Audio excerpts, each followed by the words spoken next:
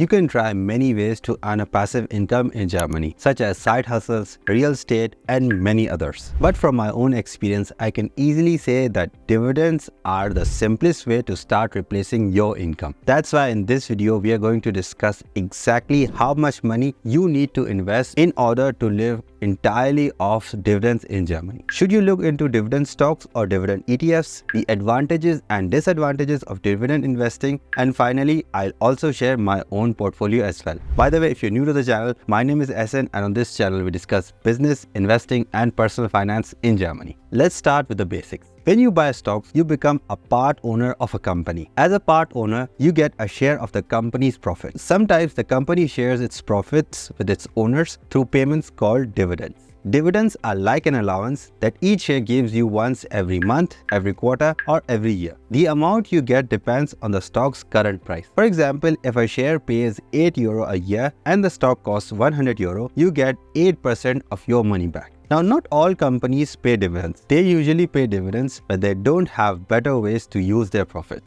Dividend payments can be as low as point something or as high as 10% or more, depending on the company. This can be an easy way to earn extra money without doing much. One good thing about dividend investing is that you get a steady stream of money without having to sell your shares. This means you have more money to invest in other things. But like with anything, there are good and bad things to think about when investing in dividends. Let's start with the downsides of dividend investing. The biggest downside of dividend investing is that companies don't have to pay dividends. They can quickly stop paying them if things get tough for them. One of the biggest examples in recent history is with Taiwan Semiconductor Manufacturing. As of today, they have a dividend of approximately 1.65%, which was more than 5% back in 2020. Another example would be Walt Disney, which completely cut off paying dividends from 2020 till 2022 and have resumed paying dividends to its investors again from 2023. Another problem with dividends is that you have to pay taxes on your dividends. When you get a dividend, you have to pay taxes on them right away. In Germany, dividends are subject to capital gains tax of about 26.75 if you live in the West. If the dividend is coming from a foreign country, then there is an additional withholding tax of between 10 to 15%. For people with a smaller portfolio, dividend tax can be a good thing as they can fill out their yearly tax-free allowance of €1,000 for individuals and €2,000 for couples. But there will be still a withholding tax for foreign companies. Next problem is that getting a dividend isn't a great thing if the company's value goes down. For example, if you get a 10% dividend but the stock price drops by 50%, you'll still lose money. This has happened to one of the biggest companies in Germany, Bayer. Due to a large number of lawsuits, Bayer has lost more than 50% of its value in the last year. Due to this loss in stock value, their dividend yield has increased from 3% all the way to about 9% right now. But is the dividend really worth it if the company keeps losing its value? But it's not all bad, and there are some great pros of dividends. One of the best things about dividends is that they are more stable than the stock market. The stock market can be crazy, but dividend payments are more predictable. You can count on getting the same amount of money no matter what the stock price. This helps make the ups and downs of the market less scary. Dividend payments are also less likely to change suddenly. Here you might say, Essen, you just said in the video that companies can reduce or even completely cut off dividends. Yep, I said that, but history shows that dividend payments have stayed pretty much the same over the years with only small changes. The stock market, on the other hand, can be very unpredictable. For people who want a steady income, this stability is a big deal. Plus, companies that pay dividends tend to be bigger and more stable, which makes them feel safer. Just look at the latest announcements from Meta and Alphabet, two of the biggest tech companies which have never given out dividends, announcing that they will start paying dividends to their investors. During tough economic times, dividend payments might even go up. In fact, in some cases, dividend payments increase during recessions. Although this doesn't always happen, the average decrease in dividend payments is very small compared to the big drops in the stock market. Dividend stocks have also done about the same as the overall market. When prices are rising up, dividends make up a big part of the returns. This means that while they might not go up as much during good times, they also don't go down as much during the bad times.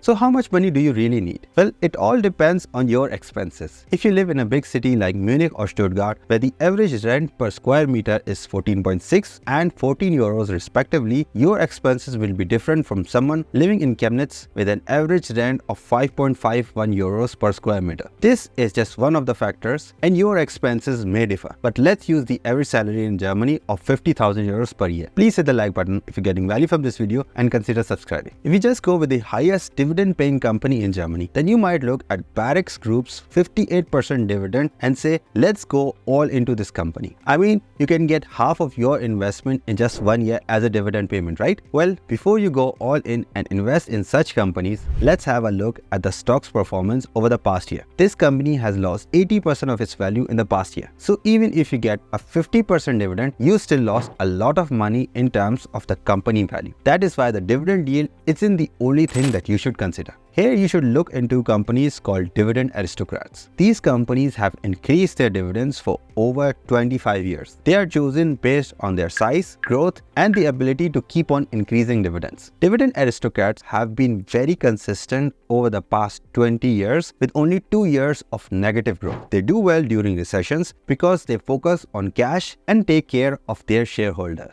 These dividend aristocrats usually pay dividends between 0.3% and 5.3%. Most of them pay around 2 to 3%. To replace your 50,000 euro income, you would need about 1.25 million euro invested in these stocks, assuming an average 4% dividend. This means that in order to get 4,166 euros per month, you need 1.25 million euros invested. But what about 1,000 euros? For that, you need 300,000 euros invested if you get a 4% dividend yield. Now these are huge numbers, and most beginners will simply think it's impossible. But this is not a short-term game. It's a long-term thing spanning years of investing. So what about dividend-paying ETFs? Because of the diversification, ETFs generally have lesser dividend yields than individual stocks. If you think about ETFs, it makes sense too. Let's say an ETF has 10 dividend-paying stocks. Not all of the companies would have the same dividend yield, hence the reduced average dividend yield. One of the most popular ETFs with expats in Germany, the MSCI World Distributing ETF, has a dividend yield of 1.23%. The Xtrackers MSCI Emerging Markets Distributing ETF, on the other hand, has a yield of 2.98%, which is quite good